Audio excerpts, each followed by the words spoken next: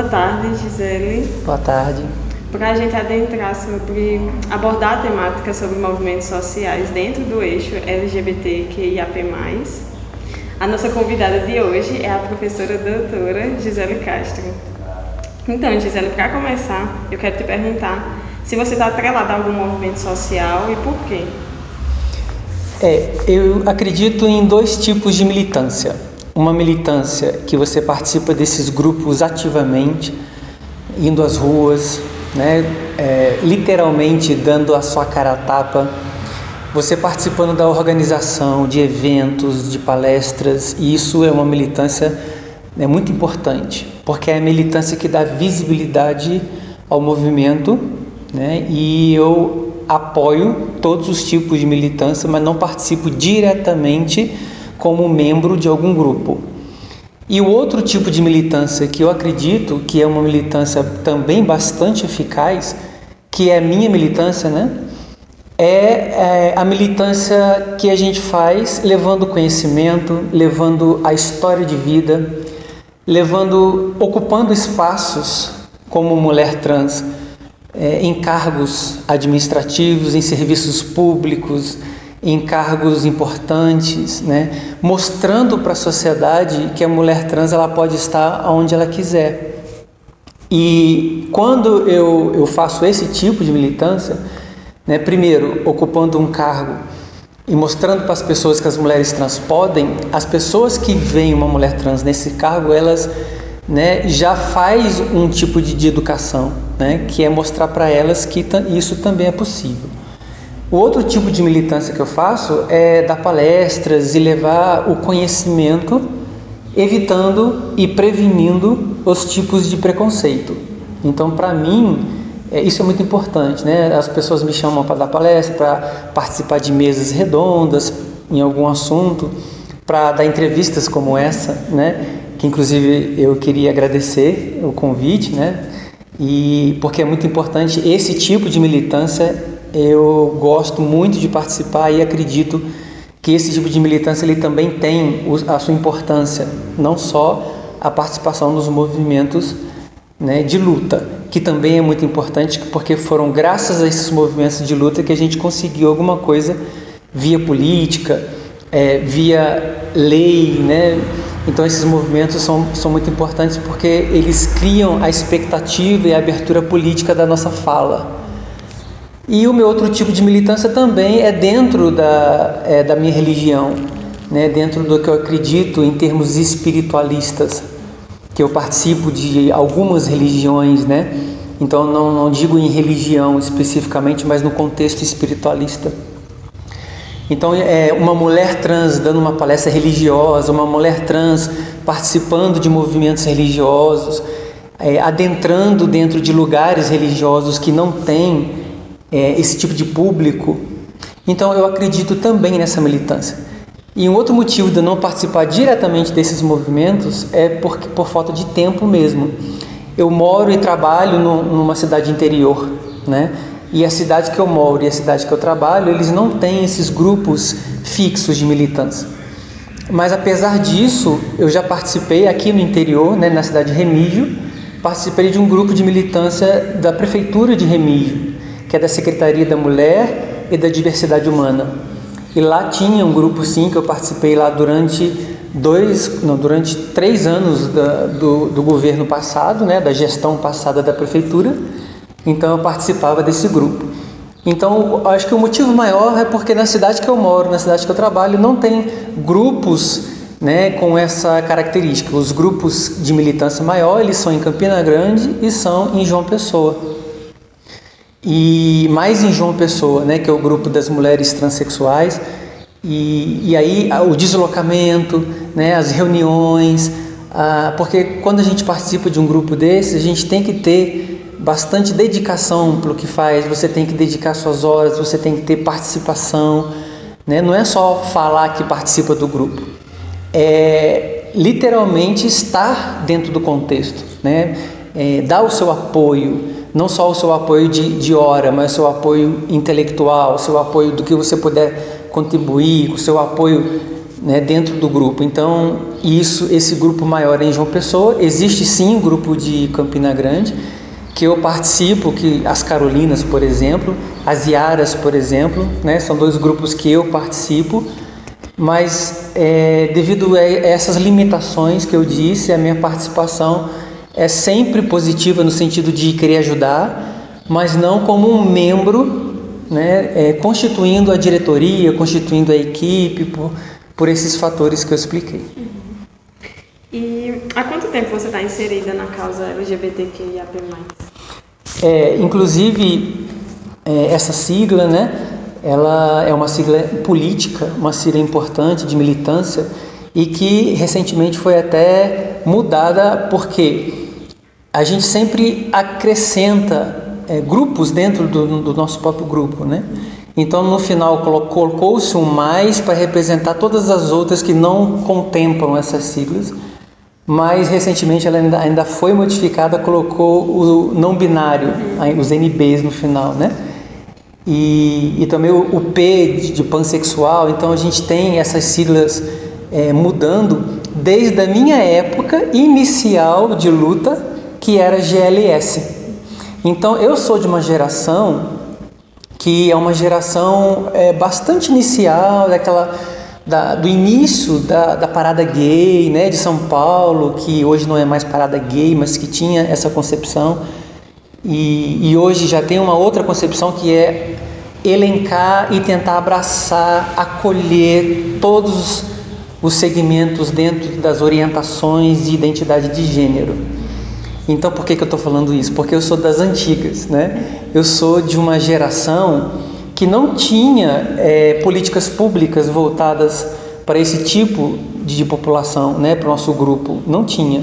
Então, eu sou de uma época que as transexuais, as mulheres transexuais, elas eram e ainda são, mas na minha época eram muito mais marginalizadas, como mulheres prostitutas, drogadas, né? E esse estereótipo da mulher transexual, que antigamente só se falava de travesti, e esse nome travesti, ele foi muito marginalizado e é até hoje, né? Então eu sou dessa época, da época que a travesti era uma mulher de rua, que a travesti era uma mulher mais marginalizada do que é hoje, que era uma mulher que não se inseria dentro da sociedade, né? E não tinha políticas públicas para nos defender.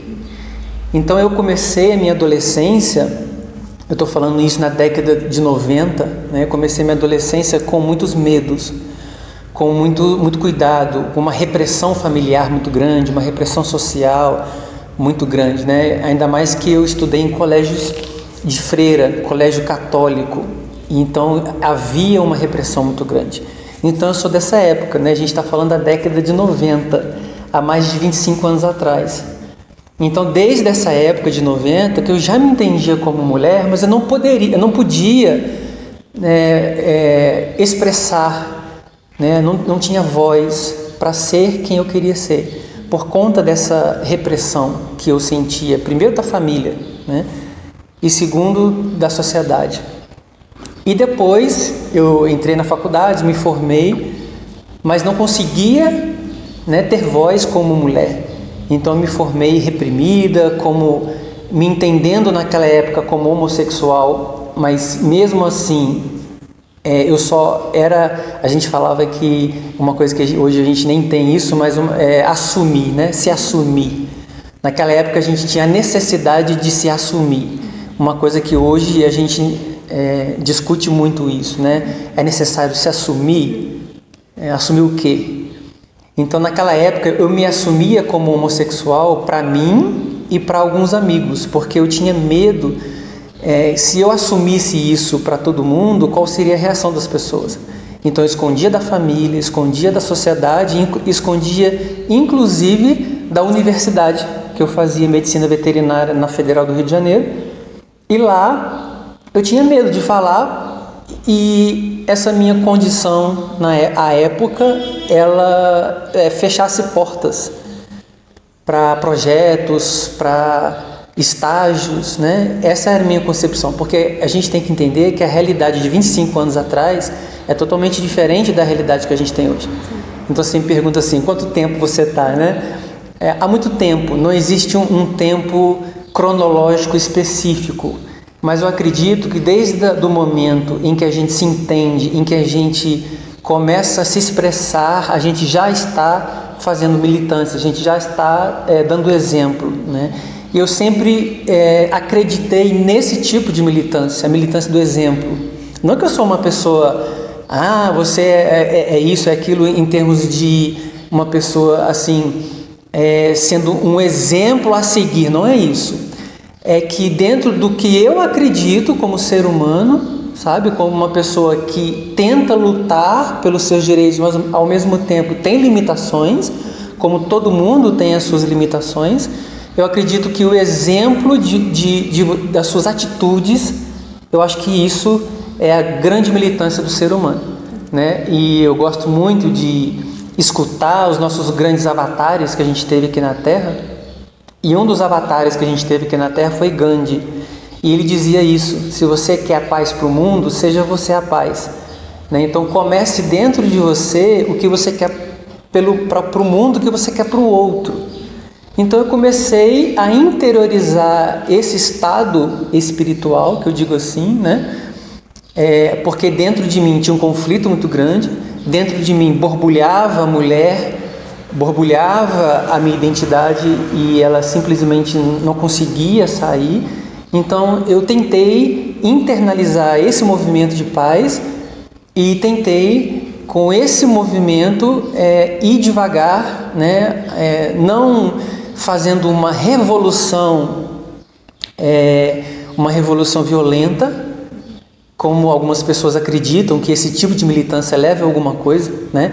É eu quebrar tudo, é eu querer que as pessoas me respeitem pela força, né? Querer que as pessoas me aceitem pela força. Então eu acredito nesse tipo de militância contrária, onde a paz leva a paz e a briga leva a briga, a guerra leva a guerra. Então eu acredito que a minha militância seria mais nesse sentido, sabe?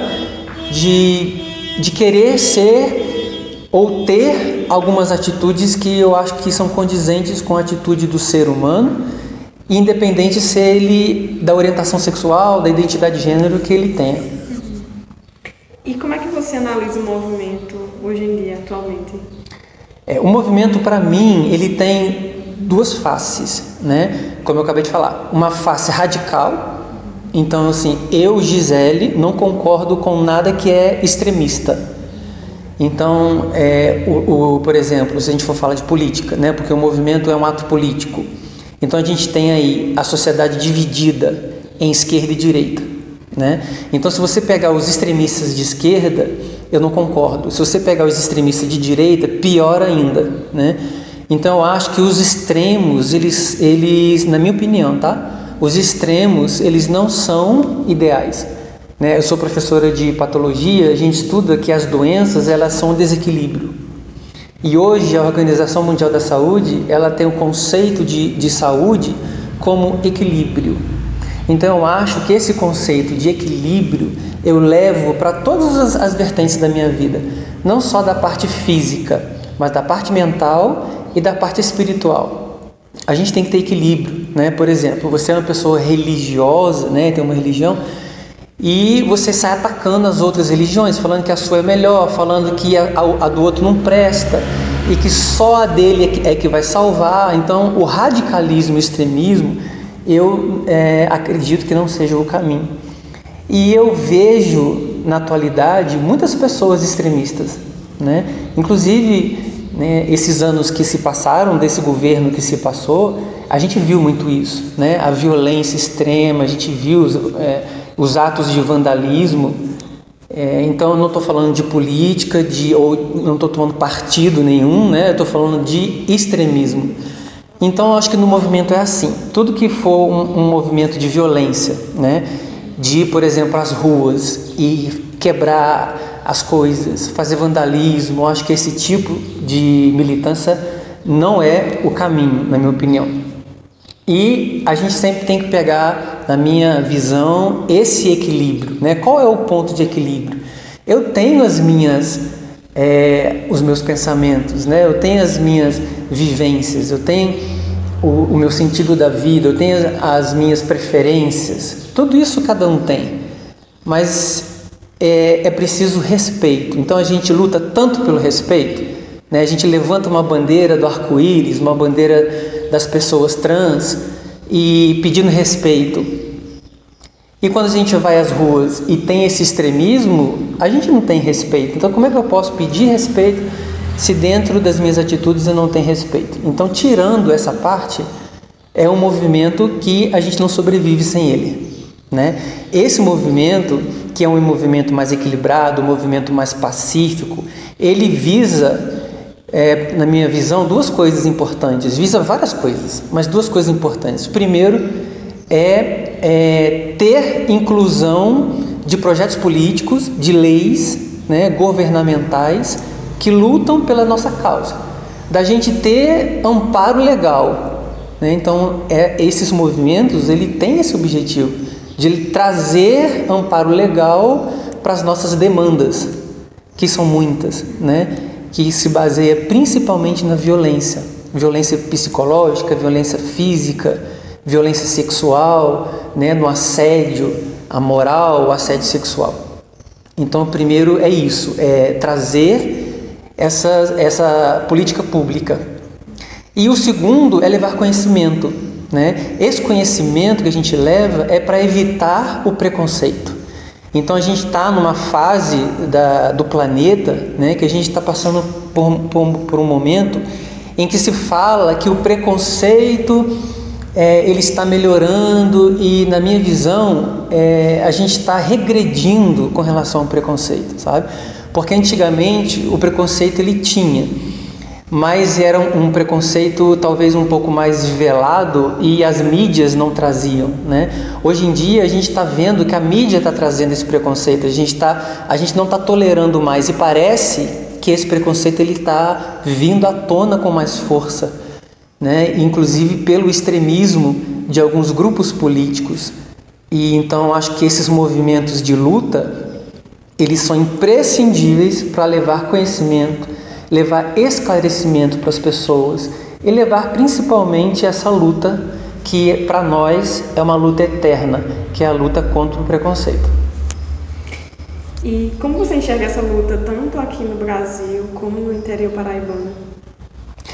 Por incrível que pareça, eu sou do Rio de Janeiro, né? Sou carioca. E por incrível que pareça, eu achava que na Paraíba a gente ia ter um índice de violência contra o público LGBT maior, né? Mas só para você ter uma noção, aqui no estado da Paraíba a gente tem 2 centros ambulatoriais de acompanhamento de pessoas transexuais.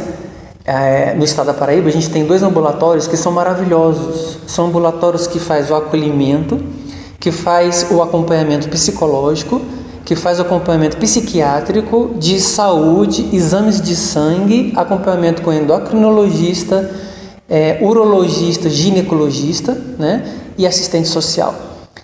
Isso está na lei, né, que todo SUS ele tem que ter esse ambulatório de acolhimento, mas o que a gente vê na lei, na prática não existe. Então aqui na Paraíba a gente está de parabéns com relação a esse tipo de acolhimento, né? Coisa que, por exemplo, lá no Rio de Janeiro, que eu sou do Rio de Janeiro e eu tenho contato com umas amigas transexuais de lá e amigos gays também de lá, eles não têm esse ambulatório. Aí você pensa assim, poxa, Rio de Janeiro é uma cidade que é dita evoluída, uma cidade turística, mundialmente conhecida, né? E o interior do Rio é um dos interiores, e de São Paulo também, é um dos interiores mais desenvolvidos que o Brasil tem, né? O Sudeste, né? Falam tanto do Sudeste, da tecnologia que o Sudeste tem, do desenvolvimento do Sudeste, que o povo do Nordeste vai para o Sudeste para poder trabalhar, aquela coisa toda. Essa é a visão que as pessoas têm.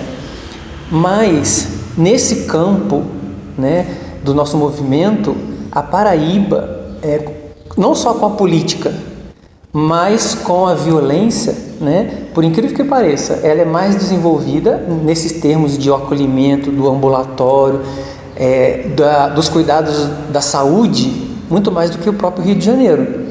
né? Então, se a gente for ver essa coisa da Paraíba, esse lado é muito desenvolvido.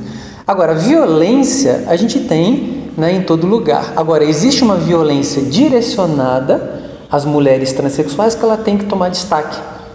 Eu não sei te falar dados oficiais e dados recentes, né, dessa violência contra as mulheres trans da Paraíba. O que a gente tem mais recente a nível nacional é que nós estamos caminhando por mais um ano infeliz, né, que é o recorde de homicídios contra mulheres transexuais, que o Brasil ele detém esse recorde mundial. Então aqui no Brasil a gente mata há, né, um índice enorme de homicídios contra mulheres trans. E aqui na Paraíba a gente já tem vários casos de homicídios de mulheres trans só em 2023. E o Brasil, uma média de 150 mulheres por ano, e só de janeiro até esse mês, né, de maio, nós já temos mais de 50 no Brasil, mulheres trans assassinadas, né? Então, assim, a questão do estado da Paraíba tem esse ponto positivo que eu acabei de falar, tem esse ponto da violência também, né? E eu vivo, quando eu vou para o Rio de Janeiro, as minhas amigas perguntam: Gisele, como você consegue viver tranquilamente no interior da Paraíba sendo uma mulher trans? No interior da Paraíba, porque lá no Rio de Janeiro, a maioria da população tem uma visão deturpada daqui do interior da Paraíba, né? Tem uma visão assim de que aqui é um estado muito violento, aquela figura da mulher macho, né? Do lampião, enfim. Essa visão, né? Quando eu vou lá no Rio de Janeiro, eu estou trazendo uma visão de Gisele, né? Das minhas amigas, elas perguntam: como você não tem medo de morar no interior da Paraíba sendo uma mulher trans? E por incrível que pareça, eu falo para eles, né? Eu não sofro violência física, não sofro violência, preconceito de violência física.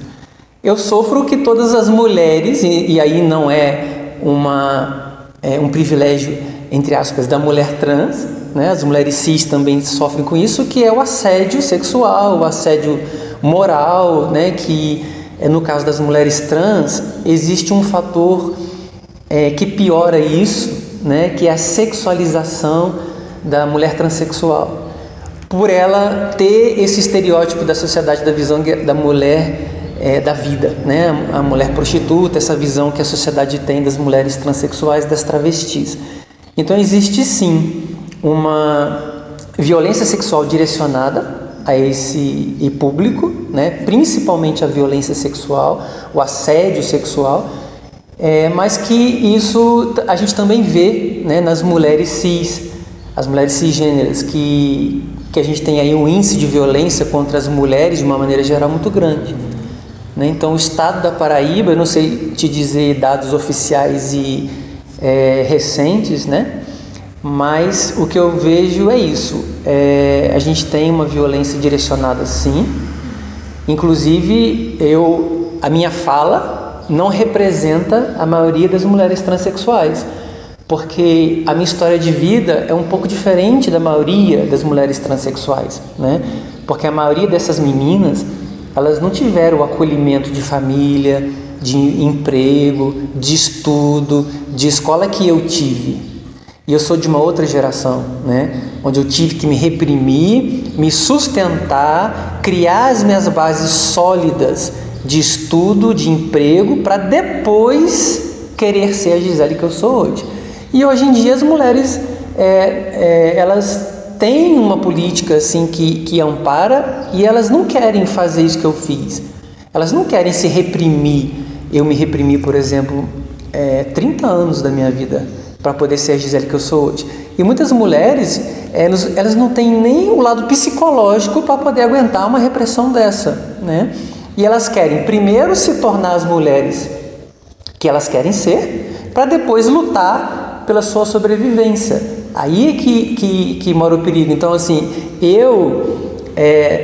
a minha realidade, apesar de ter sido uma realidade de repressão, não é uma realidade das mulheres transexuais de todo o Brasil. Porque a realidade das mulheres sexuais de todo o Brasil, que se identificam como mulher trans e depois que se identificam tentam a vida, para elas é bem mais difícil, né? Para elas o mercado de trabalho se fecha, para elas a violência é maior porque elas não conseguem tanta inclusão social. Apesar disso estar mudando, né? A gente tem aí mulheres transexuais de grande sucesso aqui na Paraíba, por exemplo. Eu tenho uma amiga que é doutora, eu tenho uma amiga que trabalha para o governo, eu tenho várias amigas que estão fazendo faculdade federal, eu tenho amigas que são bem-sucedidas no que fazem. Essa realidade está mudando, mas é difícil, né? Se você vê a proporção de mulheres transexuais que são bem-sucedidas no mercado de trabalho, você vai ver que essa proporção ainda é muito pequena, porque existe sim uma repressão social, educacional. As mulheres transexuais não têm políticas públicas que defendem elas, por exemplo, no colégio, né? Eu conheço amigas minhas que simplesmente saíram do colégio porque não conseguiram estudar num colégio onde ela não pode usar o nome feminino dela, ela não pode usar o banheiro feminino, ela não pode usar roupas femininas, ela não pode ser chamada pelo nome que ela quer. Então, você sabe melhor do que eu que essas repressões na nossa vida, seja ela familiar, educacional, essas repressões elas levam a transtornos psicológicos, né? Levam à ansiedade, levam à depressão, levam a esses transtornos. E uma pessoa com crises, com transtornos emocionais e psicológicos, é uma pessoa que não consegue ter foco no estudo. Uma pessoa que não consegue ter foco na vida, uma pessoa que não consegue ter sentido para a vida dela, ela precisa primeiro se estabilizar, né? Então, muitas das transexuais que estão na rua hoje foi porque passaram por esse caminho, porque não foram acolhidas, porque não foram incluídas dentro da escola, sabe? E hoje, aí você fala assim, Gisele, para você é fácil, porque você é uma transexual que já é doutora, né? Hoje eu tenho uma posição que a sociedade determina como uma posição importante, ser doutora, ser professora de universidade federal, que a sociedade enxerga isso como uma coisa positiva, né? Mas ninguém vai ver a minha história, ninguém vai ver pelo que eu passei, ninguém vai ver que eu me reprimi 30 anos da minha vida para ser quem eu sou hoje, né? Então assim, não foi fácil passar pelo que eu passei também, porque se eu fosse contar aqui as histórias, né, a gente ia ficar muito tempo aqui contando as histórias de repressão. Mas hoje eu não estou aqui para contar as coisas, os fatos tristes, né? A gente está aqui para dizer que vale a pena lutar, que vale a pena a gente correr atrás dos nossos sonhos e dos nossos objetivos, e para ser feliz, para contar as vitórias, né? Para contar que a mulher transexual, que não é pelo fato dela ser assim, ou o gay, ou o hétero, ou o bi, ou isso, a condição sexual ou a identidade de gênero que essa pessoa tem, ela não interfere em nada no potencial intelectual, no potencial de dons, de talentos que essa pessoa pode ter. Isso não interfere em nada. Agora, o que interfere sim é o preconceito que a sociedade tem, que as pessoas têm, que a família tem, que os amigos têm perante essa pessoa, porque isso vai tornar a vida dessa pessoa mais difícil, né? Então, isso que interfere sim negativamente. Mas o fato dela ser, né, dentro dessa sigla LGBTQIAP+, NB+, independente do que ela for, do que ela se encaixar nessa sigla ou do que ela não se encaixar nessa sigla, né, isso não tem interferência no seu talento, no seu poder intelectual, na sua condição humana, né? Você já adentrou um pouco nesse assunto, mas eu vou te perguntar se você já sofreu preconceito e se sim, como você identificou? O preconceito que eu sinto, como eu falei, não é um preconceito de violência física. Graças a Deus, né, e aos meus guias, eu nunca apanhei na vida, né, pelo fato de ser mulher trans. Só que, né, você está num curso que você estuda que a violência emocional, a violência psíquica, o assédio moral, talvez eles sejam tão importantes e tão danosos quanto uma lesão física, né? Então, o que eu tive é assim, eu estava comentando até com o meu terapeuta, estava comentando com o pessoal do ambulatório, né, e com as pessoas que eu convivo, que quando eu vou para a rua, no mercado, na padaria, eu me produzo, deixo meu cabelo solto, que eu passo uma maquiagem, que eu estou arrumada, que eu estou assim, com aquele estereótipo de mulher que a sociedade identifica como uma mulher, entre aspas, uma mulher padrão, né? Que isso, na minha opinião, não existe. Mas existe uma heteronormatividade, né, dentro dos conceitos da sociedade, que essa mulher ideal, essa mulher que se arruma, essa mulher que se cuida, essa mulher, né, que essa mulher seria uma mulher que ela é incluída dentro da sociedade de maneira, né, melhor. Então, quando eu estou nessa condição, porque tem dias que você levanta que você quer, né? Hoje eu quero me arrumar, hoje eu quero ficar mais bonita, hoje eu quero fazer as minhas unhas, quero botar uma maquiagem, quero me arrumar. Ok, é um direito seu e você, tudo bem, você vai. Então, quando acontece isso comigo, que eu vou para o mercado assim, vou para a padaria assim, vou para a rua assim, todo mundo me considera mulher, porque a forma de tratamento é ela, é senhora, né? E me trata no feminino.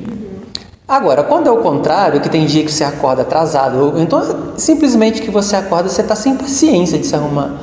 Então eu faço um coque no cabelo, não passo nenhuma maquiagem na cara, vou com aquela olheira de cansada, ponho um tênis e uma calça jeans e uma blusa de malha, vamos dizer, masculina, né? E vou para a rua fazer as minhas coisas normalmente. E as pessoas me tratam como ele, né? Então me trata como ele. Esses dias eu fui no mercado aqui e eu fui assim, meio jogada. E o rapaz que empacota, né, os produtos do mercado, pegou as sacolas. Não, deixa aqui, eu levo para o senhor. Aí eu já fiz uma cara assim, mas tudo bem. Aí cheguei lá, ele chegou lá no carro, aí ele falou, eu te chamo de ele ou de ela? Né? Mas eu vi que tinha um tom de preconceito, porque ele já me conhece, ele sabe o meu nome, né? Só que aquele dia eu estava mal arrumada. Então eu acho que esses momentos que a gente passa são momentos de preconceito, são momentos em que a pessoa ela não te agride formalmente, mas ela te agride informalmente e a gente percebe, sabe? Quando a pessoa tem uma intenção. Porque a pessoa fala assim, olha, o senhor, aí, desculpa, a senhora. As pessoas podem normalmente confundir, as pessoas podem normalmente trocar, né, o pronome. Isso não tem problema, você percebe que as pessoas se enganaram. Ou então, por exemplo, pessoas idosas, pessoas que são de uma época onde isso nem existia, né? Que tem dificuldade nesse processo de adaptativo, né? De identidade de gênero. Eu costumo dizer que essas siglas elas são para o movimento político muito importante, mas essas siglas ela tem um ponto negativo, que é você sair de uma caixa e tentar se encaixar em outra caixa. Né? A gente fala tanto em segregação, em não segregar, e a gente está segregando o tempo todo, né? E as pessoas, a sociedade, por exemplo, quando vê uma sigla dessa, LGBTQIAPNB+, gente, as pessoas, elas não, primeiro que não entendem, e depois que quando vão buscar, elas se confundem, e elas, então assim, essas pessoas idosas, por exemplo, né, a gente tem que ter um pouco de paciência com elas. Porque às vezes uma pessoa idosa, eu já vivi duas situações. Uma pessoa idosa que eu explico uma vez, ela tá bom, minha filha, e aceita, ela não entende, mas ela aceita. E aquela pessoa idosa que né, foi criada com muita rigidez, foi criada dentro daquele sistema de patriarcado que a gente conhece, em que a mulher tinha que ser submissa ao homem, tinha que ficar em casa, não podia trabalhar. A pessoa foi criada assim, ela tem aquela casca, aquele estereótipo. Mas a pessoa não é preconceituosa, sabe? A pessoa tem essa vivência de outra geração. E aí é que a gente não pode ser intolerante nesse sentido, sabe? Até mesmo com os nossos próprios pais. Porque eu estava conversando justamente sobre isso. Eu estava no ambulatório hoje de manhã, e no ambulatório tinha uma mãe que a filha dela, que é uma mulher trans, estava iniciando o seu processo de transição aos 18 anos. E aí ela estava falando da dificuldade, poxa, passou 18 anos da vida chamando de ele, 18 anos. Aí você quer que de uma hora para outra a pessoa vá e mude totalmente a forma de tratamento de uma pessoa que passou 18 anos da vida chamando de ele. Então a gente costuma dizer na psicologia, inclusive nas terapias que eu faço, nos estudos que eu faço, que o processo de transição, ele não é só um processo de transição da pessoa transexual, ele é um processo de transição da família, ele é um processo de transição dos amigos, né? Porque eles transicionam junto também. E é um processo de transição nosso, individual, psicológico, porque nós também nos tratamos no masculino, no caso de mulher transexual, durante muitos anos, né? E isso é um processo nosso também, que a gente também tem que fazer um trabalho psicológico para poder, primeiro, nos aceitar e depois entender o outro, né? Então, muitas das coisas que as pessoas, quando me tratam no masculino, a pergunta é se eu sofri preconceito, muitas das vezes essa pessoa ela não tem preconceito. E a gente consegue identificar quando tem um tom de preconceito na conversa. Entendeu? A gente já vê, né, aquela pessoa que já tem um histórico de preconceito, né? Então, por exemplo, lá na universidade que eu dou aula, é um centro agrário, e os centros agrários geralmente são muito machistas, né? Muito homem, aquela coisa a gente chama de agroboy, né? Que é a pessoa do interior, aquela pessoa rústica do sítio, né? Então, o centro que eu trabalho é um centro agrário extremamente machista. Ele foi o primeiro centro universitário de todo o estado da Paraíba, né? Tem mais de 80 anos, e nunca teve uma diretora mulher, né? Nesse tempo todo. Então, assim, se você me pergunta, você sofre preconceito lá? Lá existe uma coisa que é interessante, mas ao mesmo tempo preocupante, que é o fato das pessoas te respeitarem pela sua posição, pelo seu cargo, pelo seu título, né? Isso acontece muito. E acontece também com artista, por exemplo. Por que as pessoas respeitavam a Rogéria, né? Que foi uma referência nossa de transexualidade, dentro de uma época que não se falava disso, né? Dentro de uma época que esse estereótipo que eu disse da travesti era muito forte. E por que as pessoas respeitavam? Porque ela era artista, né? Porque ela fazia teatro. E no teatro, as transexuais podiam atuar dentro de um certo limite, né? Então, assim, assim como o artista ou a artista, ela tem a licença, né? E as pessoas respeitam por isso, ela é artista, as pessoas respeitam, é famosa, as pessoas respeitam. Eu sinto isso na pele. As pessoas me respeitam muitas vezes pelo título que eu tenho e não simplesmente pela pessoa que eu sou, né? Então, por exemplo, os meus amigos perguntavam, né? Perguntam até hoje: como é que você não sofre preconceito numa cidade de 4 mil habitantes, uma cidade de 5 mil habitantes, no interior da Paraíba?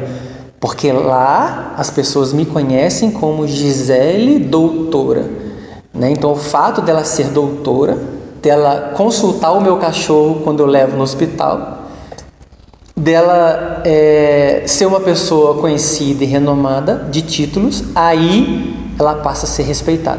Isso é um dos fatores, né? Outro fator foi aquele que eu já mencionei, que é a questão do respeito.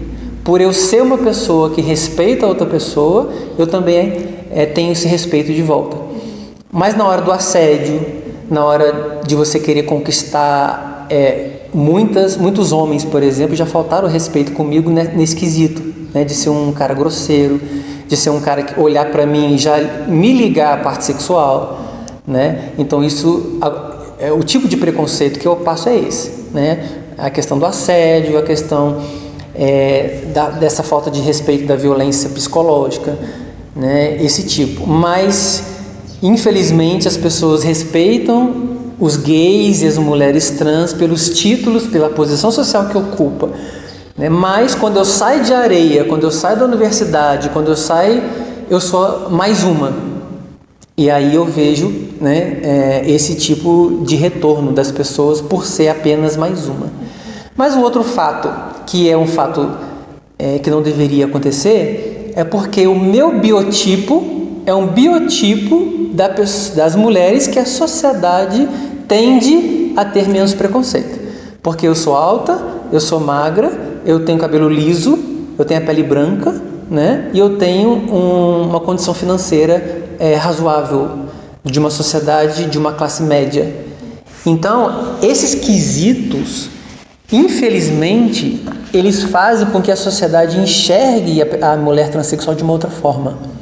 Agora, eu tenho uma amiga, né, que ela é negra, preta, ela é gordinha, ela tem o cabelo duro, ela é baixinha e ela é de uma classe socialmente vulnerável. Então, ela já sofreu muito preconceito, o triplo do que eu sofro. Mas é por quê? Justamente por conta desse estereótipo que a sociedade recrimina. Não só por ser uma mulher transexual, mas por não ter um perfil que se encaixa. Essa outra minha amiga que mora junto na mesma cidade dela, é uma mulher trans forte, com um braço musculoso e com pelos no rosto, né? Que é um dos terrores das mulheres transexuais, é a barba. Então, mas ela não tem condição financeira de fazer laser e tirar a barba do rosto, porque é muito caro, né? Ela não tem condição financeira de colocar um silicone nos seios. E o estereótipo dela é um estereótipo masculinizado, porque ela não tem condição financeira. E graças a esse ambulatório que a gente tem aqui, que faz as consultas médicas de forma gratuita, ela está começando a se cuidar. Só para finalizar, né, esse estereótipo que a sociedade determina como ideal da mulher feminina, né, que essas minhas amigas não têm, por exemplo, elas sofrem mais. Então, eu tenho um estereótipo que a sociedade aceita e, por isso, ainda passo por preconceito, né? Principalmente nos momentos em que eu não estou arrumada, principalmente nesses momentos. Então, se a gente for falar, né, que hoje em dia a sociedade ela fala muito do preconceito velado, né? As pessoas falam muito desse tipo de preconceito, que é um preconceito que existe, que está enraizado nas pessoas, que é forte, mas que não é, né, divulgado e nem é muito visível, que ele é um dos piores preconceitos que tem, porque ele existe, está ali, mas as pessoas têm dificuldade de identificar que é um preconceito, né? Existem falas preconceituosas que as pessoas nem se tocam que estão cometendo esse tipo, né, de preconceito. E nessa questão dos preconceitos que você citou, qual é o sentimento que isso te gerou? Muitas das vezes as transexuais elas são ditas mulheres e pessoas muito violentas. No México ela não, porque ela é brava, né? Por exemplo, a travesti, no México a travesti não, que ela é brava. Esse estereótipo de mulher brava é porque a gente vai engolindo sapos, vai engolindo um preconceito diário, de um dia, do outro, né? Então, essas coisas, essas mágoas, esses ressentimentos, essas coisas que a gente vai engolindo diariamente, chega uma hora que a gente explode. E aí, a gente fica tão chateada com esses tipos de atitudes, né, que as pessoas têm, que a gente se cansa. Então, o sentimento que a gente fica é de você, poxa, de novo, e você tem que repetir a mesma coisa, e você tem que falar para as pessoas o que você é. Isso é tão chato, você tem que explicar para as pessoas o que você é. Então eu estava falando dessas siglas todas, as pessoas perguntam: você é o que dessas siglas? Aí você tem que falar para as pessoas, se justificar para as pessoas o que você é. Aí as pessoas não entendem, você vai explicar o que é. Então, assim, esse sentimento, né, das pessoas não entenderem, das pessoas criticarem, das pessoas não saberem o porquê que muitas mulheres trans estão na prostituição, o porquê que muitas mulheres trans têm dificuldade de se inserir no mercado de trabalho. O porquê isso? As pessoas não querem saber porquê. Elas só julgam que isso é uma coisa errada. Mas ela não vê, por exemplo, eu tenho uma amiga transexual que se formou na Federal da Paraíba, o FPB, onde eu dou aula, né? Em ciências biológicas, com um currículo maravilhoso, só que ela era uma mulher transexual. E o nome dela no documento não tinha sido retificado, né? Que isso é há uns 8 anos atrás. E aí ela se formou com diploma debaixo do braço, foi a primeira mulher trans a se formar aqui no CCA, né? E ela mandava currículo com o nome feminino, que é o nome social dela, que é um direito nosso, o nome social. Ela mandava currículo com o nome social. Só que quando ela chegava para fazer entrevista, que as pessoas adoravam o currículo dela, ela participou de projetos de extensão, participou de PIBIC, participou de estágios, né? Tinha notas excelentes, não tinha reprovação. As pessoas adoravam o currículo dela. Aí quando ela chegava para fazer entrevista, que a pessoa via que era uma mulher transexual, eles dispensavam sem fazer entrevista, falando que a vaga já tinha sido ocupada, né? Então isso aconteceu nada mais, nada menos do que 5 vezes em Campina Grande, a ponto dela desistir da profissão, né? Então as pessoas perguntam assim: por que as mulheres trans não saem da prostituição e não vão trabalhar? Por causa disso. Por que a gente não vê mulheres transexuais no mercado de trabalho, né? Lá em Campina Grande, eu conheço, eu acho que 2 ou 3 no mercado de trabalho, em lojas, no mercado mesmo, né? No comércio. A gente vê pouquíssimas, né? Se a gente for fazer uma pesquisa, são pouquíssimas que conseguem se colocar. Mas, por exemplo, a gente tem uma empresa, né, de telecomunicação em Campina Grande que ela contrata bastante pessoas transexuais.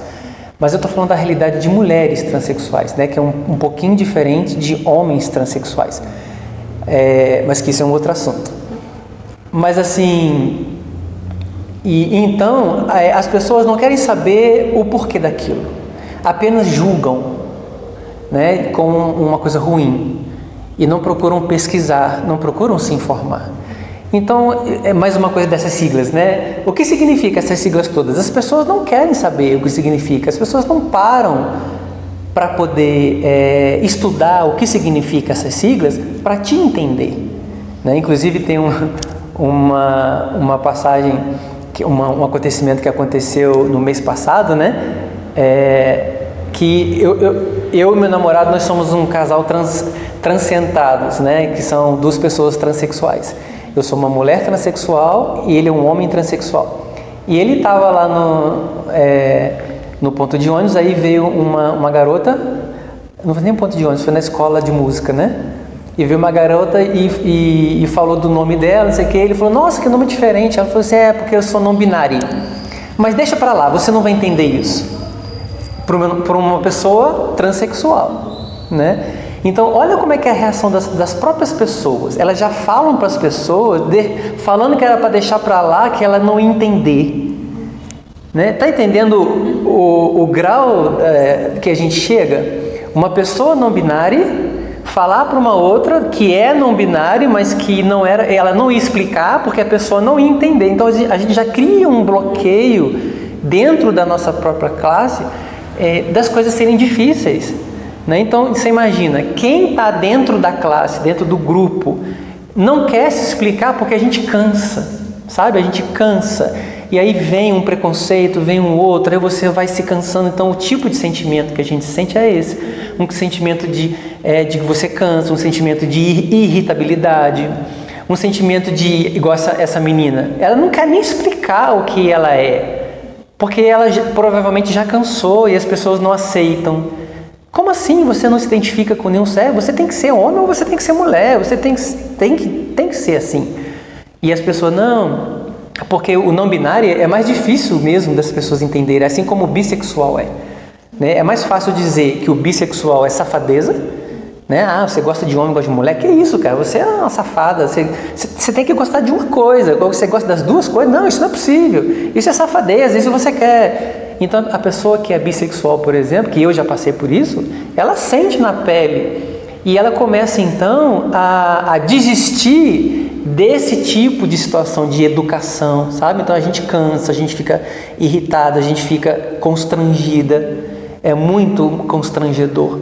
A gente fica revoltada, como aconteceu esse caso, né? Eu sei que o cara estava com preconceito e ele perguntou, te chamo de ele ou de ela? Eu fiquei revoltada.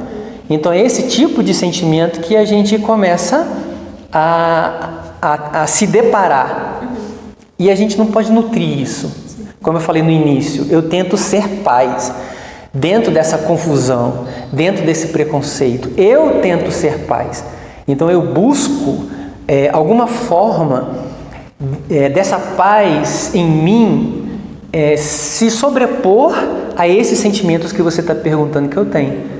Né? Eu tento me sobrepor, mas não são só coisas ruins, né? Por exemplo, quando me chamam para dar uma palestra e eu vejo que algumas pessoas depois da palestra vêm falar comigo, pegar na minha mão e falar muito obrigada pelas suas palavras me confortaram, né? Eu me identifiquei na sua fala, eu até me emociono assim, porque já aconteceu várias vezes comigo de pessoas que são rejeitadas pela família e quando eu falar para elas, contar a minha história e dizer, as pessoas se libertaram daquele sentimento de ódio que tinha da família que não aceitava, sabe? E a gente tenta, nesses momentos, eu sinto felicidade, nesses momentos eu sinto que vale a pena, nesses momentos eu sinto muita gratidão. Então, não são só coisas ruins, né? São coisas muito boas. Mas, para eu ter esses momentos, eu tenho que ter momentos de escape, né? Que são as minhas válvulas, que no meu caso é a minha espiritualidade, a minha válvula de escape, né? Exercícios físicos, trabalhar com arte, que é uma coisa que eu amo pintar, né? É uma coisa que me faz bem. Então, assim, eu tenho minhas válvulas para que esses sentimentos que eu citei, né? De revolta, esses sentimentos da gente ficar irritado, a gente ficar triste, depressivo, que esses sentimentos eles não sobreponham a essa paz que eu tento ter, né? Mas a maioria das vezes é muito difícil. É muito difícil a gente ter essa paz que Gandhi traz pra gente, né? Você já respondeu um pouco, mas eu vou te perguntar ainda assim, quais são os teus mecanismos de enfrentamento diante dessas situações de preconceito? Uma vez uma pessoa me falou isso e eu não tinha esse olhar, porque eu não recebo muito bem elogios, sabe? Eu tenho até trabalhado isso na terapia. Mas a partir dessa palestra que eu disse, que uma pessoa pegou na minha mão e falou, você é um exemplo para todos nós, então eu acho que isso é a minha locomotiva, isso é que me dá gás. Ser exemplo para as pessoas. Ocupar um cargo administrativo, que eu sou atualmente coordenadora de curso. Então, ocupar um cargo administrativo para que as pessoas vejam que uma mulher transexual pode ocupar cargos. Eu ser uma militante com essa causa de tentar levar paz para as pessoas, né? De tentar levar uma palavra de consolo. E as pessoas pegarem na minha mão e falar, você é um exemplo para mim. E quando eu chegar no local, já aconteceu isso comigo, chegar no local e a pessoa falar, Gisele! E eu nem conheço a pessoa. Eu falei, oi, tudo bom? Meio sem graça assim, né? De não lembrar da pessoa. Ela falou, eu posso te dar um abraço? Eu falei, pode. Aí me abraçar, aquele abraço fraterno assim, que você sente a energia da pessoa. E falar assim, eu queria te agradecer pela palestra que você deu. Nossa, eu mudei totalmente a minha visão a partir daquela sua fala. Foi muito importante para mim. Então, eu ser esse exemplo que eu não enxergava que eu era, mas que as pessoas começaram a falar que eu era, que eu até brinco com o meu terapeuta, eu falo assim, eu tenho raiva quando as pessoas falam que eu sou luz, porque eu tenho tantos defeitos, né? Eu sou egoísta, só meu namorado sabe, né? Principalmente quando eu tô com fome. Mas assim, que eu não enxergava essa luz. Mas aí, quando eu fui ver uma palestra de uma médium que eu amo, né? E de um outro médium que eu amo também dentro da minha religião, e eu falei, nossa, essa mulher é uma luz. Nossa, esse cara é perfeito, é uma luz. Aí eu parei e eu falei assim, peraí, eles também têm defeitos, né? Eles também são pessoas, são humanos, mas eu estou enxergando só a luz dele. Aí me veio um estalo. As pessoas que falam que eu sou luz, elas enxergam esse meu lado. E não enxergam o outro lado porque não convivem comigo, né? Então, é essa minha parte, né, que eu tô trabalhando, que as pessoas elogiam e eu... inclusive você, né? Que vive me elogiando, a sua mãe também, que vive me elogiando. E eu falo, ai meu Deus, não sou isso tudo, mas é interessante, mesmo que eu não seja isso tudo, é interessante o olhar que as pessoas têm por mim, o carinho que as pessoas têm por mim, porque esse olhar que as pessoas têm me faz muito bem, né? Traz uma energia muito boa. Então, eu acho que essa é a minha maior válvula de escape, essa é a minha maior certeza que eu estou no caminho certo, sabe? De tentar levar uma palavra, de tentar ser exemplo para as pessoas, de contar a minha história.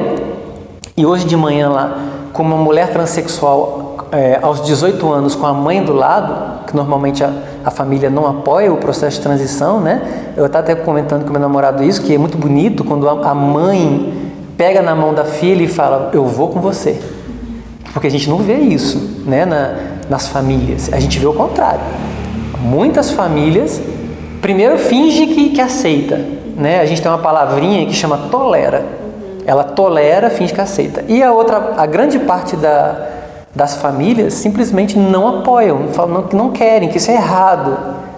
E a gente vê, então eu servi de exemplo para essa jovem de 18 anos, que não sabe de nada do processo de transição, que não sabe de nada do que ela vai enfrentar dos anos para frente. E a gente servir como exemplo, a gente servir como experiência, a gente poder trocar, a gente trocou Instagram, a gente poder trocar ideias, a gente poder trocar experiência de vida, a gente poder dar conselhos, né? Eu com mais de 40 anos e ela com 18.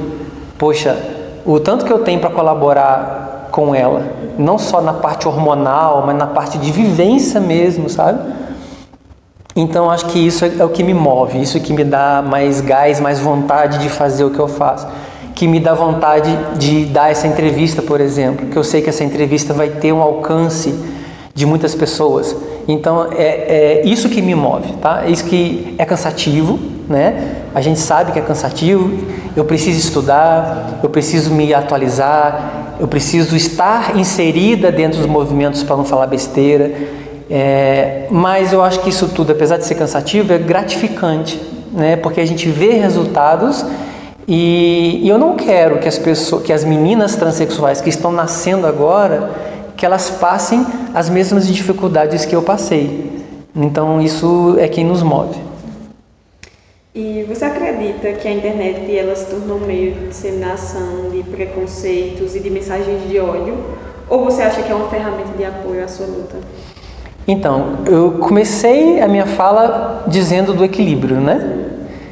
Então, tudo na vida, ela tem um lado positivo e um lado negativo. Tudo. Se a gente for pensar, por exemplo, o álcool, né? Se você exagerar no álcool, você pode virar alcoólatra ou você vai prejudicar a sua saúde. Mas uma taça de vinho por dia, ela é protetora do sistema cardiovascular. A cachaça, por exemplo, né? Ela é terrível para o fígado. Mas se você pegar a cachaça e fizer um banho de descarrego energético, ela é maravilhosa. Então, tudo na vida é equilíbrio. Uma vez eu era estagiária do hospital veterinário e eu vi um cachorro morrer porque foi hidratado demais. Então a água, ela mata se for em excesso. E a água em falta, ela também mata. Então na vida tudo é equilíbrio. Na internet, na minha opinião, é a mesma coisa. Não é importante o tipo de ferramenta, mas sim o que você faz com ela, né? Então eu posso usar a ferramenta internet para disseminar o ódio, para falar fake news, né? Que é uma coisa hoje que está aí nas mídias, né? Mas eu posso utilizar a mesma internet para poder fazer vídeos informativos, né? Como eu tenho 3 canais, mas não são canais de militância, são canais espirituais e da minha profissão, mas que vem gente lá do sul do Brasil, do Rio Grande do Sul, vem gente de todo o país entrar em contato comigo agradecendo pelos vídeos que eu fiz, né? Isso é muito legal. Então eu estou utilizando a internet de maneira positiva, de maneira educativa. Então eu acho que o segredo é esse, né? Não é a ferramenta que é o problema, mas sim o modo como você usa a ferramenta. E a gente não pode negar que a tecnologia, junto com a internet, ela é um maravilhoso meio de educação e principalmente de comunicação. Eu sou de uma época da minha faculdade, né? Eu sou de outra geração, eu sou de uma época, não dizendo que eu estou velha, mas quando eu entrei na faculdade, na década de 90, não existia internet nem não existia computador. Então, na minha época de estudante, a gente tinha um acesso à informação muito limitado. O que eu pesquisava era livros da biblioteca, aqueles livros de 500 mil páginas, que a gente abria aqueles livros, não entendia quase nada porque era uma linguagem rebuscada, as fotos eram preto e branco ou tinha fotos coloridas, mas que não eram de qualidade nítida, né? As fotos eram de revelar, então assim, a gente não tinha fotos de qualidade muito boa. Então, depois que eu me formei, que a internet veio com tudo, né? Depois, principalmente do ano 2000, que a internet ganhou mais força e o computador também ganhou mais força a partir do ano 2000, a gente teve um boom de informações. Então hoje, essa menina de 18 anos que eu estou falando, né? Que ela está crescendo, nascendo na transexualidade, ela tem acesso a informações importantíssimas e valiosas da transexualidade, sobre políticas públicas, sobre hormônios. Na minha época que eu comecei a tomar hormônio feminino, a gente só tinha uma pílulazinha que era o anticoncepcional, né? E não tinha, os médicos não faziam nenhum tipo de receituário. E hoje já tem um ambulatório aqui que faz tudo. Então assim, a tecnologia através da informação ela é muito importante. Agora, realmente, existe um risco muito grande dessa menina de 18 anos que está começando escutar, né, notícias horríveis, ou então, por exemplo, como eu já escutei, pessoas preconceituosas falando para uma mulher trans para tomar o hormônio masculino, e ela, sem saber o que era, por ser muito nova, começar a tomar o hormônio masculino. Eu já vi isso acontecer, né? Inclusive, pessoas da área da saúde, preconceituosas, machistas, que não concordam com aquele procedimento. Toma esse remedinho maravilhoso, vou escrever aqui. E é um hormônio feminino, um hormônio masculino, para uma mulher que quer se feminilizar. Então, realmente, a gente tem que acender a luz vermelha do alerta, né? Sempre ficar alerta do tipo de conteúdo. Mas uma coisa positiva que a internet trouxe são os centros de referência. Centros de referência de atendimento a pessoas desse grupo. Então, a partir desses centros de referência, o próprio nome já está dizendo, centro de referência. Então, a gente tem uma referência muito grande a partir dali. Dali, nós temos profissionais que podem nos ajudar. E nós temos também grupos de militância, esses grupos de militância, sem ser os extremistas, esses grupos de militância, nós temos profissionais ali dentro que as pessoas devem buscar, devem pesquisar, devem se inteirar. E na internet a gente tem hoje Instagram desses grupos, a gente tem sites, a gente tem blogs desses grupos, a gente tem vídeos desses grupos, né? Então hoje em dia, se você quiser se inteirar, estudar, tem muita informação sobre isso. Diferente da minha época, que não tinha, além de políticas públicas, não tinha nem internet, né? Então era muito mais complicado, muito mais difícil. E, na sua opinião, o que é preciso ser feito para que essas conquistas não sejam perdidas? É uma única palavrinha que, apesar de ser simples, deveria ser simples, né? Que eu costumo dizer que pega toda LGBTQIAP+NB, pega todas elas e tentar não substituir, mas que essas palavras elas venham com a letra A de amor, sabe? A partir do momento que a pessoa ela tem amor no coração, ela não faz diferença de orientação sexual, não importa para ela o que você é, né? Eu não sei porque eu me atraio por pessoas, né? Eu não me preocupo o que a pessoa é, qual é o órgão genital dela. Eu gosto de pessoas. E quando eu falo eu gosto de pessoas, não no sentido de somente de relacionamento. Eu estou falando de convívio, da amizade, de tudo. Eu gosto de pessoas, eu gosto da energia das pessoas, eu gosto do que as pessoas podem trazer para mim e o que eu posso colaborar com elas numa troca de experiência, de conhecimento. Eu gosto da atitude das pessoas, do caráter das pessoas.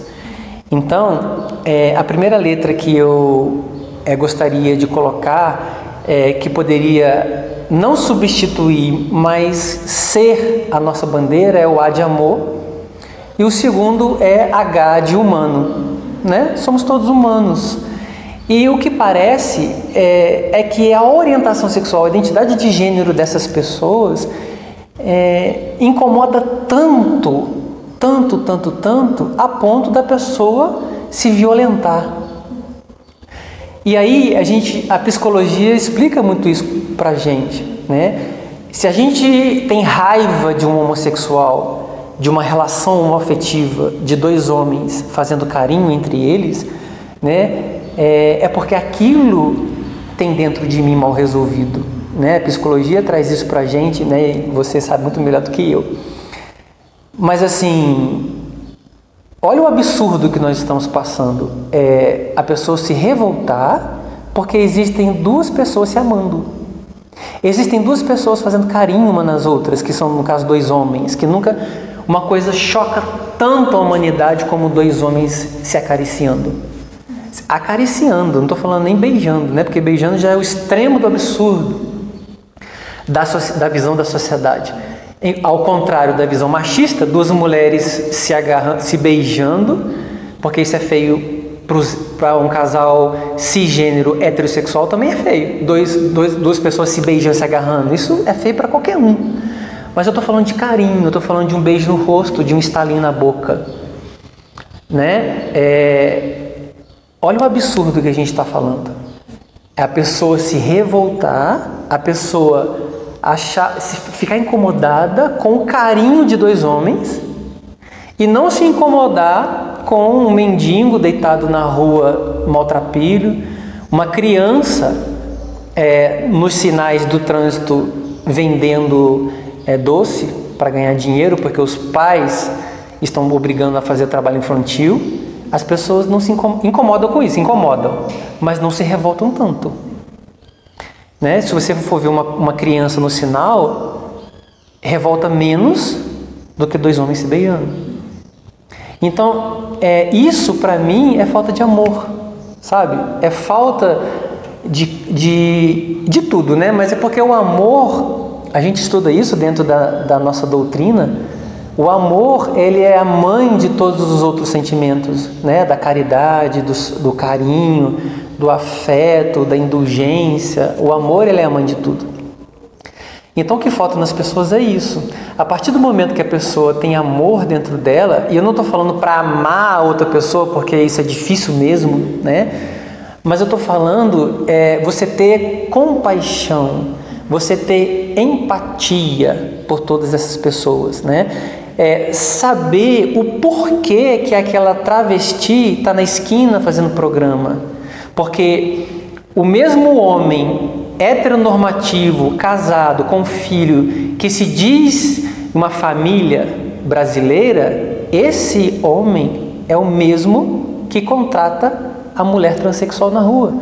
Porque todas as minhas amigas que fazem programa de rua falam que os clientes dela, a maioria dos clientes dela é pai de família, né? Então, é uma hipocrisia muito grande, né? Eu costumo dar esse dado aqui, que é um dado interessante, que o Brasil, ele é recordista em acessos da internet de filmes pornográficos de mulheres transexuais. Recordista. E, ao mesmo tempo, ele é recordista de homicídios contra mulheres transexuais. Então, você vê o paradoxo, né? A dualidade que existe aí de um país que sente muita atração sexual pelas mulheres trans e, ao mesmo tempo, ser o país que mais mata. Então, tem alguma coisa errada aí, né? Então, eu acho que a saída é essa. Primeiro, você ter o amor. Só que eu acho que isso é pedir muito para a sociedade. Inclusive eu, né? Que não tenho amor por todas as pessoas. Mas a segunda saída é a gente não ter preconceito, né? Lutar contra os nossos preconceitos. E se a gente tem preconceito, porque preconceito é do ser humano. Tá? Não adianta falar, eu tenho os meus preconceitos, né? Já contei casos aqui dos meus preconceitos. Isso são questões nossas, pessoais, né? Você pode até ter preconceito, mas que esse preconceito ele não se exteriorize, ele não seja falado, ele não seja um preconceito que acaba em uma violência, né? Que ele seja um preconceito seu, mas que você consiga identificar aquele preconceito como uma coisa ruim e, a partir daí, você tente trabalhar, né? Porque as pessoas ficam muito preocupadas com o outro, que o outro é corrupto, que o político é corrupto, que o político ele é ruim, que a outra pessoa é fofoqueira, mas não vê que você também tem os seus defeitos, que você tem as suas aflições, que você tem os seus problemas e muitas das vezes você não identifica que tem, que é o pior. E às vezes identifica que tem, mas não tenta mudar, né? Não tenta trabalhar. Então, né, eu gosto muito de falar de Gandhi, porque apesar dos pesares, ele sempre falou, seja você o que você quer para o mundo. Então, se você quer paz, seja paz. Então, se eu como Gisele, luto contra o preconceito, né, que isso é uma coisa assim, eu não sou contra a violência, eu sou a favor da paz. Né? É interessante isso. Eu sou a favor da paz. Então, se eu não quero que a pessoa seja preconceituosa comigo, então eu tenho que trabalhar os meus preconceitos, né? Como eu já tive, inclusive recentemente, preconceito contra uma pessoa, por exemplo, uma pessoa que é obesa, que eu tenho preconceito contra pessoas que não se cuidam, né? Pessoas que, por exemplo, têm uma doença, diabetes, e come muito doce, a pessoa não está nem aí, a pessoa não se cuida, a pessoa, vou comer mesmo, e se revolta. Eu tenho preconceito com isso, né? Então, quando eu vejo uma pessoa fazendo uma coisa que não consegue se controlar, que não se cuida, antigamente eu falava, eu apontava o dedo, né? Olha lá, olha a pessoa, né, desse tamanho comendo doce, olha lá, a pessoa assim comendo pizza, como já aconteceu comigo, né? Eu julgando a pessoa gorda, bastante obesa, porque está comendo pizza. Né? E não parar, pois, isso é preconceito, isso não sabe o que a pessoa está passando. Então, a mesma coisa. Então, eu tento controlar o que eu tenho de preconceito dentro de mim, né, das outras coisas, porque eu posso não ter preconceito contra uma pessoa trans, por exemplo, e de entender uma pessoa trans, mas eu tenho outros preconceitos. Então, vamos trabalhar isso dentro da gente, né? Então, eu acho que o que falta é isso. Primeiro, amor para as pessoas e segundo, lutar contra o preconceito que existe dentro das próprias pessoas, né? E aí eu acho que você tendo essa visão, eu acho que você passa a ter uma outra coisa importante, que é empatia. Quando você se põe no lugar do outro, né, e você tenta entender o porquê que a travesti está na esquina, você tenta entender o porquê que aquela travesti é nervosa, né? Porque as mulheres cisgêneras, quando entram em estado de TPM, ficam nervosas, e a travesti, a mulher transexual, geralmente ela está nesse estado de TPM o tempo todo porque ela toma hormônios em alta quantidade, porque ela está vivenciando uma repressão de todos os lados. Então ela geralmente é uma pessoa nervosa, uma pessoa irritável, e a pessoa não tenta entender, né?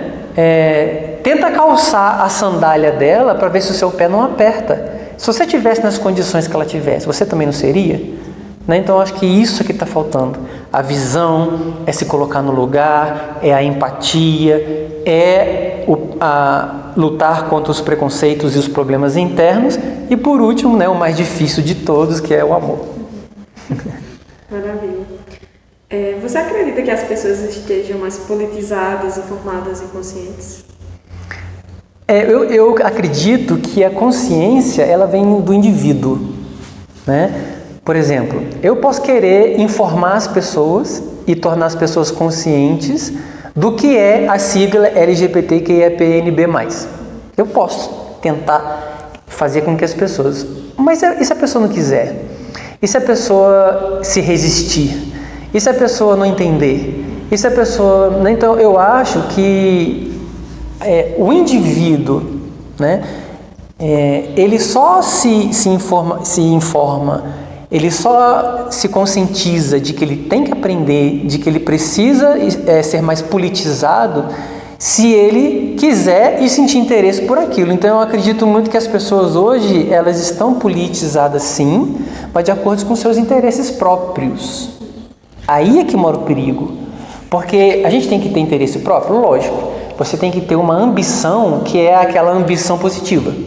De querer ser uma pessoa melhor, de querer crescer na vida, a ambição positiva, né? Mas você não pode ter uma política de favorecimento próprio, de favorecimento individual. E isso é que está acontecendo com as pessoas. As pessoas estão se politizando para interesses próprios. E isso a gente vê muito na campanha de política, né? Eu vou apoiar aquele indivíduo porque aquele indivíduo vai me dar um emprego e vende o seu voto. Porque aquele indivíduo, ele vai fazer isso por mim, ele vai fazer pela minha família, né? Não é por aí. Você tem que votar naquele político porque ele tem uma causa comum a todo mundo, ele tem uma causa fraterna.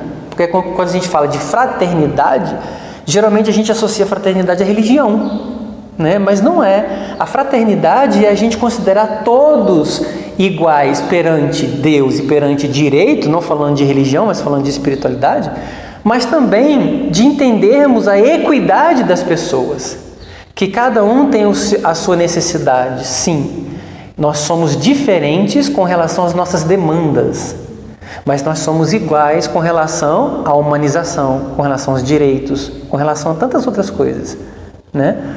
Então eu acredito que as pessoas estão se politizando sim, mas com essa visão individual, que para mim a gente tem que buscar sim os nossos interesses pessoais, né? Eu como mulher trans busco os meus interesses pessoais como mulher trans, mas a gente tem que se politizar visando o todo, né? E não um grupo específico ou apenas o indivíduo ou a sua família, né? Porque você pode querer alguma mudança em que você seja beneficiado, a sua família seja beneficiada, mas não, você tem que pensar em todas as famílias.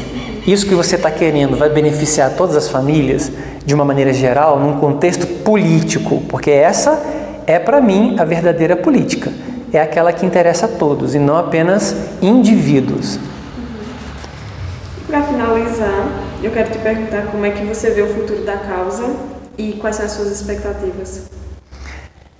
Então, a minha expectativa é a melhor possível porque eu sempre sou uma pessoa otimista, né? Eu aprendi, eu acho que é um pouco do signo de Sagitário, de ser otimista, né? Você é otimista também? Ah, você? Ah, então, eu acho que, mas assim, fora o signo, né? Eu como Gisele, eu como pessoa, aprendi que o otimismo, ele é sempre a melhor saída, sabe? Você ser uma pessoa otimista.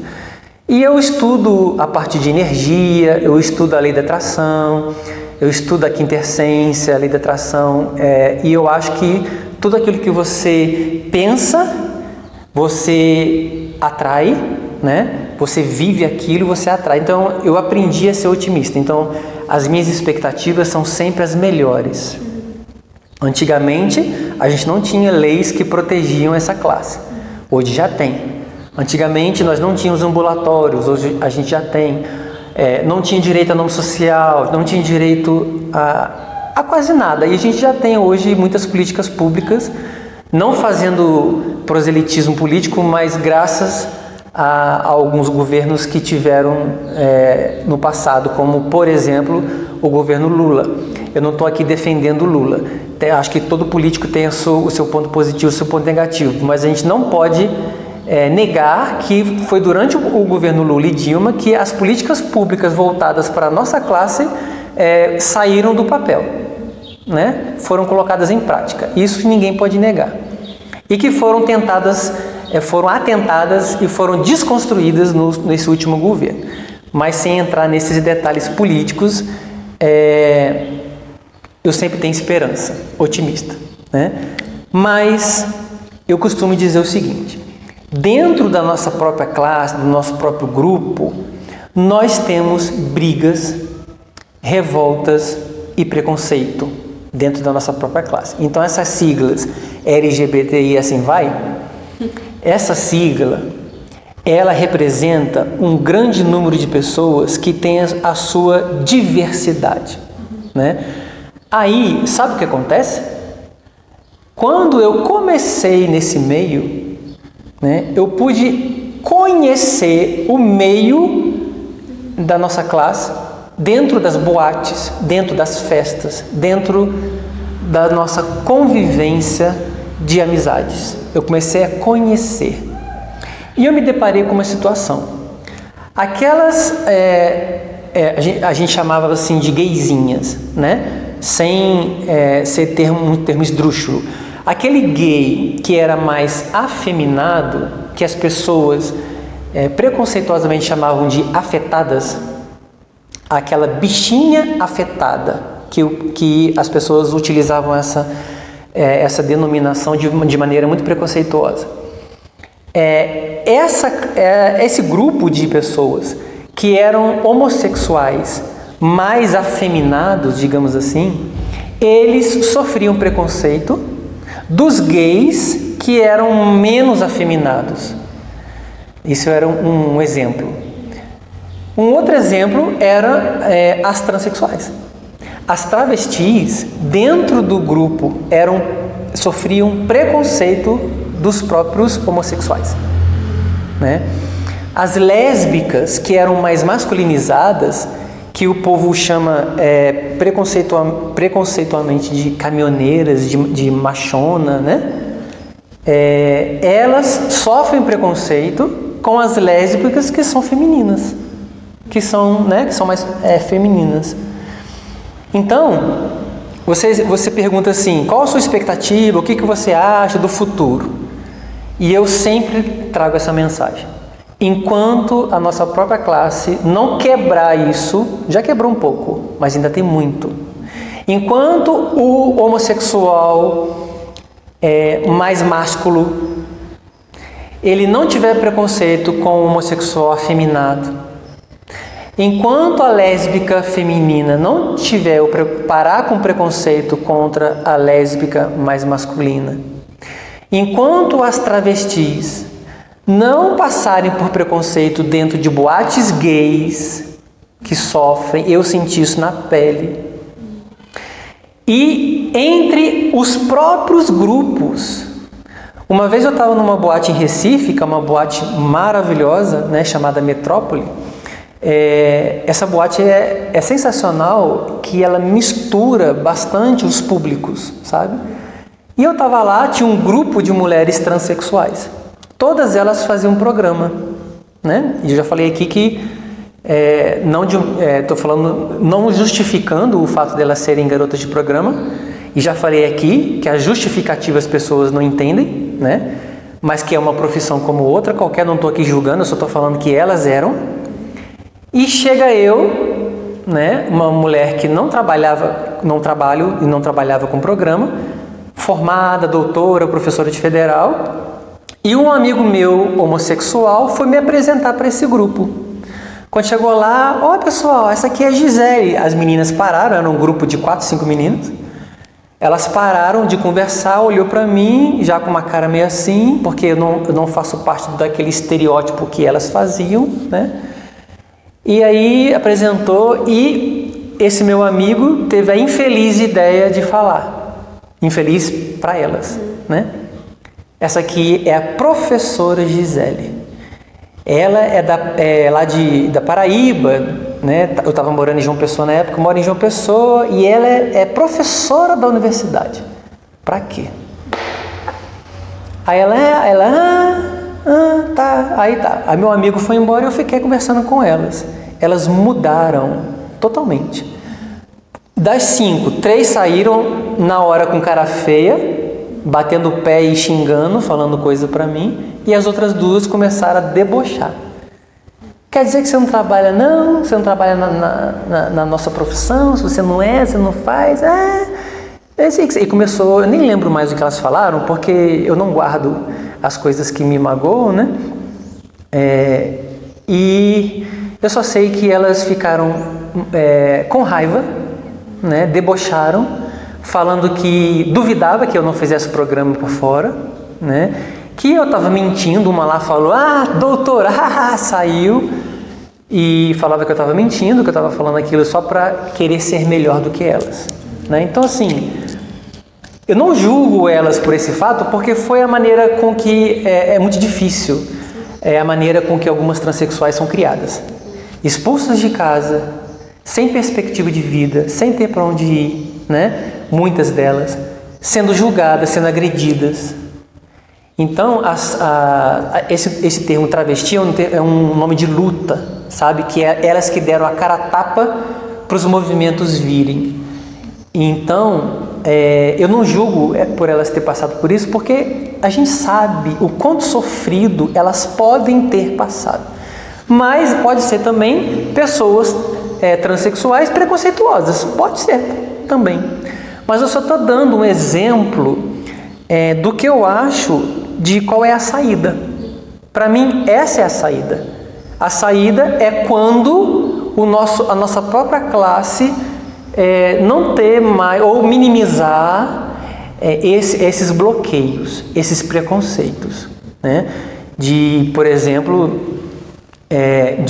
de um homem homossexual falar, Deus me livre de ter uma relação com uma mulher trans, e falando realmente de maneira com raiva, de maneira preconceituosa, né? Mas assim, então eu acho que essa é a saída. Enquanto a gente dentro do nosso grupo não se unir, porque havendo a quebra desses bloqueios, a quebra desses muros e a quebra desses preconceitos da nossa própria classe, aí vem a união. Porque existe união entre esse grupo? Existe, mas uma união segregada. A união de um grupo de transexuais, a união de um grupo gay, a união... E dentro dos grupos militantes a gente se entende. Mas eu acho que isso é inerente do ser humano, sabe? O ser humano é invejoso, o ser humano é egoísta, o ser humano é preconceituoso e não da classe, é do ser humano. Mas eu acho que a gente poderia começar por aí, né? Poderia começar a quebrar dentro desse próprio grupo. Aí, quando a gente começar a fazer isso, quando a gente começar a ter igualdade, a gente luta tanto pela igualdade, diversidade, e dentro do nosso próprio grupo a gente não tem essa igualdade, sabe? Então, eu acho que quando a gente se unir, aí esse grupo unido, a gente vai começar a falar o que eu comecei a falar, que é dar o exemplo. A gente vai começar a dar o exemplo. A gente vai começar a ver, né, que transexual não é sinônimo de prostituição, não é sinônimo, e se for também não tem problema, porque nós temos mulheres cisgênero que também são mulheres da vida, e nem toda mulher é ligada à prostituição, né? Então acho que quando a gente conseguir isso vai ser uma grande vitória, e esse vai ser um marco inicial para que a sociedade também comece a quebrar esses preconceitos. Gisele, te ouvir é sempre maravilhoso. Obrigada. É uma verdadeira aula. É uma verdadeira aula, e eu te agradeço pela tua disponibilidade e por esse momento tão rico. Pois é, eu sempre falo, né, que esse é meu tipo de militância, é tentar conversar, tentar levar uma mensagem. Então eu que agradeço o seu convite, agradeço pela confiança que você tem em mim, né? Sempre você, não, vamos porque vai ser ótimo.